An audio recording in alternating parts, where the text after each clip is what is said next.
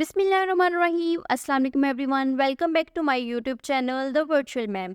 आज के इस वीडियो में हम स्टाइलिस्टिक्स के ब्रीफ इंट्रोडक्शन के ऊपर बात करेंगे। इससे पहले मैं स्टाइलिस्टिक्स के इंट्रोडक्शन के ऊपर एक वीडियो बना चुकी हूँ, ठीक है, जिसको मैंने फॉर्मली तो नहीं डील किया, लेकिन मैंने एक रफ सा रोड मैप, एक इंट्रोडक्शन दिया है, ठीक है। सो आप लोग इस वीडियो से पहले मेरी वो वीडियो भी चेक कर सकते हैं ताकि आप लोगों को बेटर अंडरस्टैंडिंग हो।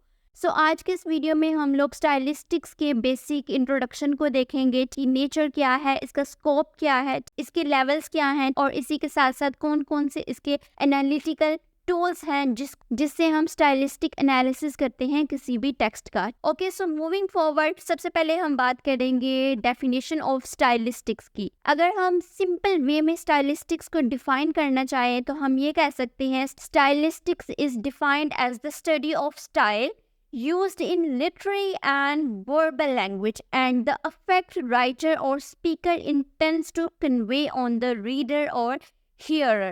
यानी कि स्टाइलिस्टिक क्या है? स्टडी ऑफ स्टाइल, ठीक है। जैसे कि इस वर्ड स्टाइलिस्टिक से ही पता चल रहा है, ठीक है, इसमें जो वर्ड स्टाइल है इससे हमें पता चलता है कि हम स्टाइलिस्टिक्स में स्टाइल की स्टडी करते हैं, ठीक है। और हम स्टाइलिस्टिक एनालिसिस ना सिर्फ लिटरेरी और नॉन लिटरेरी टेक्स्ट में बल्कि हम वर्बल में भी करते हैं। यानी कि अगर मैं अभी ये बोल रही हूँ, ठीक है, आप इसका भी स्टाइलिस्टिक एनालिसिस कर सकते हैं, ठीक है। वो किस तरीके से, आपने देखा होगा कि हम समटाइम्स किसी भी पॉलिटिकल फिगर की जो स्पीचेस होती हैं उसको एनालाइज करते हैं, ठीक है। सो बेसिकली हम लोग उसका स्टाइलिस्टिक एनालिसिस कर रहे होते हैं, ठीक है। यानी कि एक स्पीकर ने कौन से वर्ड्स को अपनी स्पीच में यूज़ किया, ठीक है। सो स्टाइलिस्टिक एनालिसिस हम लिटरेरी, नॉन लिटरेरी टेक्स्ट और इसके साथ साथ वर्बल कम्युनिकेशन का भी करते हैं, ठीक है। और इसमें हम देखते हैं कि जो राइटर है या जो स्पीकर है वो कौन सा इफेक्ट अपने रीडर के ऊपर डालना चाह रहा है, ठीक है। यानी कि अगर एक स्पीकर है या एक राइटर है, ठीक है, वो नॉर्मल वे से हट के डिफरेंट वे में अपनी बात को प्रेजेंट कर रहा है, सो इट मीन्स कि या तो वो ज़्यादा उसके ऊपर एम्फेसिस डाल रहा है या फिर वो डिफरेंट किस्म का अफेक्ट डालना चाह रहा है, ठीक है। सो बेसिकली हम स्टाइलिस्टिक्स में इन सब चीज़ों को एनालाइज करते हैं, ठीक है। यहाँ पे एक और डेफिनेशन भी है मेरे पास जिसको आप लोग यूज़ कर सकते हैं, ठीक है। Stylistics is the study of the ways in which meaning is created through language in literature and no literature. यानी कि स्टाइलिस्टिक्स में हम डिफरेंट वेज को देखते हैं जिससे हम डिफरेंट अफेक्ट इंड्यूस करते हैं ऑन द रीडर। यानी कि हम लैंग्वेज को किस तरीके से डिफरेंट वेज में यूज़ करते हैं अपना डिफरेंट पर्पस, गोल को अचीव करने के लिए, ठीक है। आई होप कि आप लोगों को स्टाइलिस्टिक सब्जेक्ट की जो मेन डेफिनेशन है, यानी कि हम स्टाइलिस्टिक्स में करते क्या हैं, उसकी समझ आ गई होगी, ठीक है। ओके, सो मूविंग फॉरवर्ड, अगर हम एनालिटिकल टूल्स की बात करें कि स्टाइलिस्टिक्स में हम कौन से एनालिटिकल टूल्स को यूज़ करते हैं, तो देयर आर मल्टीपल टूल्स। सबसे पहले मैं यहाँ पे आपको क्लियर करना चाहूँगी कि स्टाइलिस्टिक्स एक लिंग्विस्टिक ब्रांच है, ठीक है, जो डील करती है लिटरेचर के सब्जेक्ट के साथ। यानी कि स्टाइलिस्टिक लिंग्विस्टिक मॉडल्स को, थ्योरीज को और फ्रेमवर्क्स को यूज़ करता है, ठीक है। यानी कि इसके जो जितने भी प्रिंसिपल्स हैं वो हमने ड्रॉन किए हैं फ्रॉम लिंग्विस्टिक्स। इसीलिए stylistics is objective in nature, not subjective, ठीक है। जैसे कि लिटरेरी क्रिटिसिज्म, ठीक है, ये सब सब्जेक्टिव एनालिसिस हैं, लेकिन स्टाइलिस्टिक एक ऑब्जेक्टिव सब्जेक्ट है, ठीक है। यानी कि हम लिंग्विस्टिक मॉडल्स इसके अंदर यूज करते हैं। अब लिंग्विस्टिक मॉडल्स काफी ज्यादा हैं, ठीक है, वो मैं लेवल्स में, ब्रांचेस में इस चीज को कवर करूंगी। Okay, so moving forward, stylistics में हम लोग क्वालिटेटिव और क्वांटिटेटिव मेथड्स को यूज करते हैं, ठीक है। क्वालिटेटिव में हम लोग क्वालिटी ऑफ द टेक्स्ट को देखते हैं, ठीक है, कोई चीज किस तरीके से लिखी गई है, ठीक है। और क्वांटिटेटिव मेथड में हम लोग क्वांटिटी को देखते हैं, ठीक है, यानी कि एक चीज़ कितनी दफ़ा यूज़ हुई है। इसी तरीके से स्टाइलिस्टिक्स में डिफरेंट लेवल्स होते हैं, ठीक है, लेवल्स ऑफ एनालिसिस, ठीक है। यानी कि हम लैंग्वेज लिटरेचर की, नॉन लिटरेचर की, किसी भी टेक्स्ट की या किसी भी स्पीच की या किसी भी कम्युनिकेशन की डिफरेंट लेवल्स के ऊपर जज करते हैं। एक एक लेवल है, ठीक है, एक एक लेवल को हम देखते हैं और उसकी बेस के ऊपर हम उसका स्टाइलिस्टिक एनालिसिस करते हैं, ठीक है। इसमें हमारे पास डिफरेंट लेवल्स आ जाते हैं, जैसे कि फोनोलॉजिकल, ठीक है, यानी कि हम लोग साउंड को देखते हैं, ठीक है। सबसे पहले हमने फोनोलॉजिकल लेवल पे देखा, ठीक है, किस तरीके से स्पीच यूज़ हुई है, ठीक है, उसमें किस तरीके के साउंड पैटर्न्स हैं, ठीक है। इन सब चीज़ों को हम जज करेंगे, ठीक है, उनको एनालाइज करेंगे, एक कंक्लूजन निकालेंगे, ठीक है। और उसके बाद हम बताएंगे कि क्या अफेक्ट और क्या पर्पस यहाँ पे राइटर अचीव करना चाह रहा था, ठीक है। इसी तरीके से हमारे पास लेक्सिकल लेवल आ जाता है, ठीक है। उसमें हम वर्ड चॉइसेस को देखते हैं, ठीक है, कि एक वर्ड वहाँ पे डिफरेंट भी यूज़ हो सकता था, लेकिन राइटर ने ये वाला वर्ड यूज़ किया है तो क्यों यूज़ किया है और उसकी वजह से क्या अफेक्ट आ रहा है, ठीक है।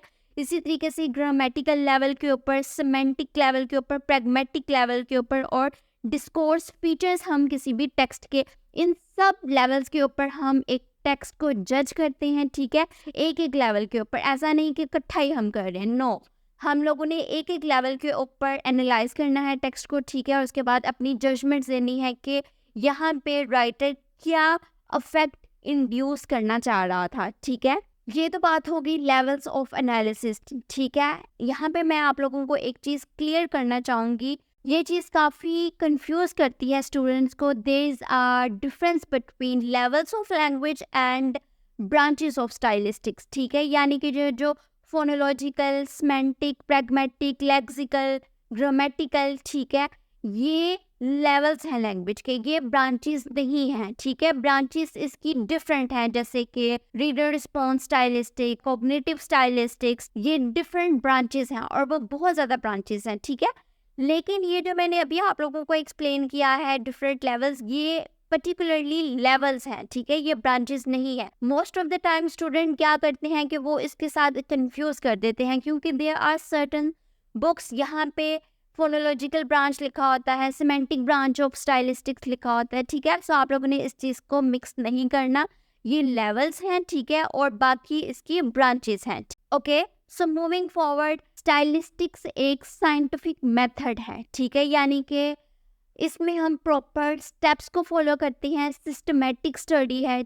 ऐसा नहीं है कि हम अपनी मर्जी से करना शुरू हो जाते हैं, कभी कुछ कर रहे हैं कभी कुछ कर रहे हैं, नहीं, बल्कि हमें सर्टन स्टेप्स को फॉलो करना पड़ता है। जैसे कि मैंने आपको लेवल्स बताए हैं, हमें उन सब लेवल्स को एनालाइज करना होता है एंड देन फिर हम अपनी जजमेंट पास करते हैं, ठीक है। जैसे कि मैंने आपको बताया कि ये एक लिंग्विस्टिक सब्जेक्ट है, ठीक है, यानी कि ये लिंग्विस्टिक की ब्रांच है आगे स्टाइलिस्टिक्स, ठीक है। सो ये एक साइंटिफिक मेथड है और ये ऑब्जेक्टिव है इन नेचर, यानी कि ये सब्जेक्टिव नहीं है, ठीक है।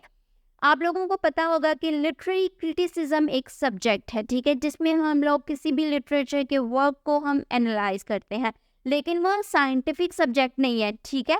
क्यों? क्योंकि उसमें जो भी राइटर होता है, क्रिटिक होता है, वो अपनी जजमेंट्स दे रहा होता है, ठीक है, यानी कि वो कोई साइंटिफिक मेथड नहीं एम्प्लॉय कर रहा होता अपनी एनालिसिस में, ठीक है, इसलिए वो प्योरली सब्जेक्टिव है। लेकिन स्टाइलिस्टिक्स ऑब्जेक्टिव इन नेचर है, ठीक है, यानी कि हम खुद से कोई भी बात नहीं करते, ठीक है, हम लोगों को प्रॉपर एविडेंसेस देने होते हैं कि अगर मैं ये बात कर रही हूँ कि इस टेक्स्ट में ये चीज़ है, सो इट मीन्स कि मुझे उसको बैकअप करना होगा, उसको सपोर्ट करना होगा बाय सर्टेन एविडेंसेस, ठीक है। इसका मतलब है कि स्टाइलिस्टिक इज प्योरली ऑब्जेक्टिव, क्योंकि हम इसमें स्टेप्स को फॉलो करते हैं, ठीक है, और इसी के साथ साथ हम लोग एविडेंस की बेस के ऊपर बात करते हैं, ठीक है। लेकिन objectivity of stylistic is not 100%, ठीक है, यानी कि इसमें सर्टन फैक्टर्स आ जाते हैं जिससे ऑब्जेक्टिविटी ऑफ स्टाइलिस्टिक्स के ऊपर अफेक्ट आता है। जैसे कि हम डिफरेंट थ्योरी लगाते हैं, ठीक है, उसमें चॉइस में आ जाता है कि जो स्टाइलिस्टिक है वो कौन सी थ्योरी को लगा रहा है, ठीक है, कौन से मेथड को लगा रहा है, ठीक है। सो कुछ इन फैक्टर्स की वजह से ऑब्जेक्टिविटी के ऊपर अफेक्ट आता है, लेकिन प्योरली ये ऑब्जेक्टिव इन नेचर है, ठीक है, सब्जेक्टिव नहीं है। इसी के साथ स्टाइलिस्टिक्स एक इंटरडिसिप्लिनरी सब्जेक्ट है, ठीक है, यानी कि हम इसमें डिफरेंट सब्जेक्ट्स को इनकॉर्पोरेट करते हैं अपने एनालिसिस में, ठीक है। और ये चीज़ आप लोगों को पता चलेगी जब इसकी आप ब्रांचेस देखेंगे। There are so many branches of stylistics, ठीक है। सो इट मीन्स कि stylistics is interdisciplinary and it is eclectic in nature. Eclectic in nature means कि डिफरेंट सब्जेक्ट्स का अमेलगमेशन है, ठीक है। ये कोई एक दो सब्जेक्ट से रिलेटेड नहीं है। इसमें फ़िलोसफी भी आ जाएगी, ठीक है। इसमें सोशियोलॉजी आ जाएगी, हिस्ट्री आ जाएगी, साइकोलॉजी आ जाएगी, कल्चरल थ्योरीज आ जाएंगी, फेमिनिज्म आ जाएगा, इसमें मार्क्सिज्म आ जाएगा। There are so many theories, ठीक है। So many subjects, so many fields जो स्टाइलिस्टिक्स अपने अंदर इनकॉर्पोरेट करता है, ठीक है। सो ये इंटरडिसिप्लिनरी है। इसी तरीके से स्टाइलिस्टिक्स सर्टन प्रिंसिपल्स के ऊपर बेस करता है, ठीक है, that are rigorous, consistent and verifiable, ठीक है। यानी कि रिगरस मीन्स के जो हमारा एनालिसिस है वो बहुत ज़्यादा स्ट्रिक्ट होना चाहिए, केयरफुल तरीके से होना चाहिए, ठीक है। कंसिस्टेंट यानी कि शुरू से लेके आखिर तक वही रिगरस, स्ट्रिक्टफुलनेस, केयरफुलनेस वाला एलिमेंट शुरू से लेकर आखिर तक होना चाहिए, ठीक है। इसी तरीके से वेरीफाइएबल होना चाहिए, यानी कि अगर आप कोई अपना कंक्लूजन या जजमेंट या एनालिसिस दे रहे हैं, ठीक है, तो अगर कोई दूसरा इंसान उसको पढ़ता है, ठीक है, सो उसको भी ये चीज़ नज़र आनी चाहिए। इट मीन्स कि आपको प्रॉपर एविडेंसेस, आर्गूमेंट्स देने हैं, ठीक है, अपने किसी भी आर्गूमेंट को बैकअप करने के लिए, ठीक है। ऐसा नहीं है कि आप हवा में बातें छोड़ रहे हैं, ठीक है।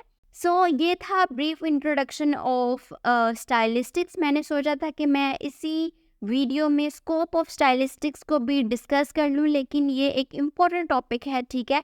काफ़ी स्टूडेंट्स को इसकी समझ नहीं आती, इसलिए मैं इसको इस वीडियो में डिस्कस नहीं कर रही, क्योंकि ऑलरेडी ये वीडियो काफ़ी लंबी हो गई है। इंशाल्लाह इसको मैं अपनी कमिंग वीडियो में सेपरेट से डिस्कस करूँगी ताकि आप लोगों को इसकी अच्छे से अंडरस्टैंडिंग हो। इंशाल्लाह हम लोग बहुत जल्द मिलेंगे अपनी नेक्स्ट वीडियो के साथ। तब तक के लिए अल्लाह हाफिज़।